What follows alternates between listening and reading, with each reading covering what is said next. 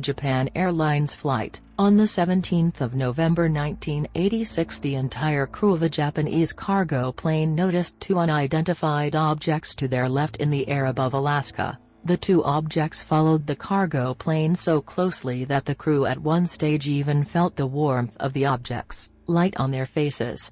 The first two objects dropped away when the third, larger unidentified object arrived, at which point in time the pilots requested a change of course.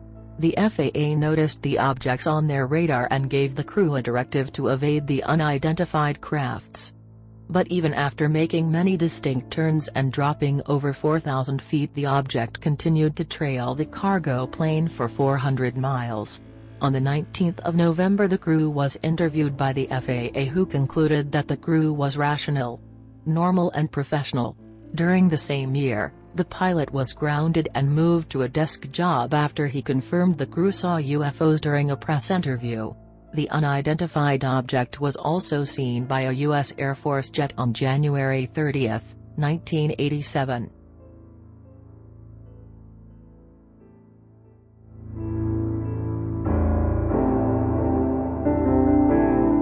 Saucer Sam. In 1952, Flight Sergeant Roland Hughes was returning to his base from a training mission when a gleaming silver, metallic disc started following him.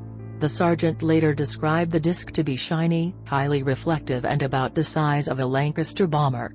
The disc descended towards him and even traveled alongside him before it sped off at an incredible speed. The object was caught by the RAF radars. The controllers confirmed that the object traveled at speeds impossible for any of the aircraft of the time. 6 days later, Hughes was sent to West Germany to give his official account of what happened to senior RAF officers and the aviation minister. The minister was so convinced that he briefed civil servants on the matter. After the sighting, Hughes was nicknamed Saucer Sam and his colleagues decorated his jet with a painted flying saucer. According to his family, Hughes never spoke about the incident unless he was asked to do so.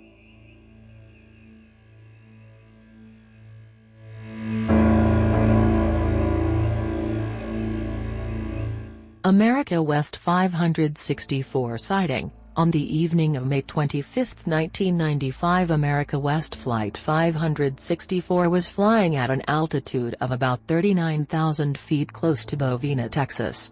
While observing lightning outside the plane, the attendant noticed a peculiar set of flickering lights, a little bit below the 757. The first officer was alerted to the phenomena. He immediately saw the lights, which he described as 8 bright blue strobes. As the rest of the flight crew watched the flashing lights, they could discern the object as being cigar-shaped. The pilots estimated it to be between 300 and 400 feet long. The object could not be seen on the FAA's radar. The following day, the controllers checked with NORAD and discovered that they tracked an unknown object the previous evening that appeared to be stationary, but would accelerate and stop time and time again at high speeds. These quick sprints were estimated between 1,000 and 1,400 miles per hour. The object was also seen by a U.S. Air Force pilot manning an F-111A. To date, the incident remains unsolved.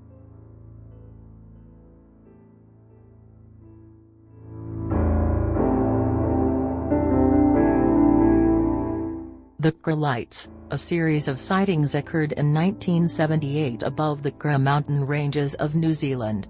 On the 21st of December, a flight crew observed strange lights around their aircraft which appeared to be tracking them.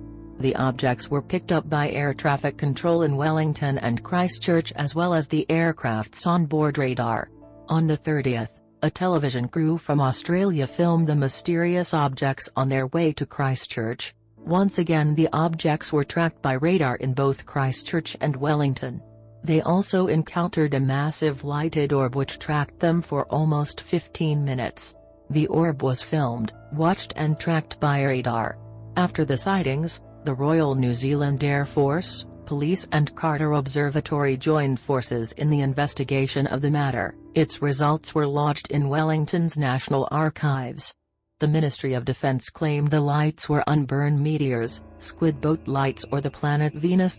Mysteriously, and creepily, 2 months earlier, Frederick Vallandish was flying a light aircraft off the coast of Australia.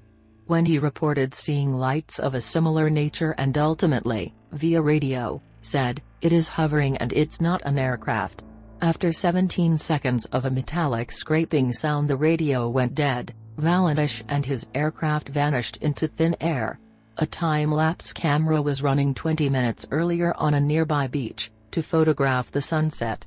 When the film was developed, it captured a large object rapidly exiting the sea and moving into the sky at a rapid pace.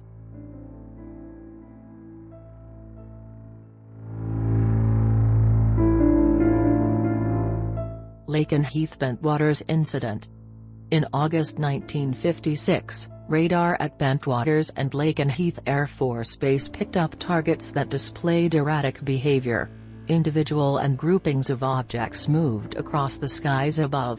Some performed amazing aerobatic feats, displaying capabilities beyond that of any known aircraft. The radar images were corroborated by sightings from the ground and the air, even by a pilot in a C-47, who saw an object passing directly underneath his plane. As Lakenheath informed the RAF station at Wimbledon, fighters were sent up. As amazed personnel watched their radar screens, one pilot tried to engage an object and somehow got outmaneuvered, with the object ending up behind it. The pilot attempted to shake the unidentified object by every means possible, but it stayed on his tail. The event is unique as it was witnessed by military personnel and corroborated by several military radar stations. The conclusion of the Condon Committee, who usually concluded that UFOs were mere natural phenomena, stating that the probability that at least one genuine UFO was involved appears to be fairly high, have added fuel to the fire through the decades, making it one of the most compelling incidents in our history.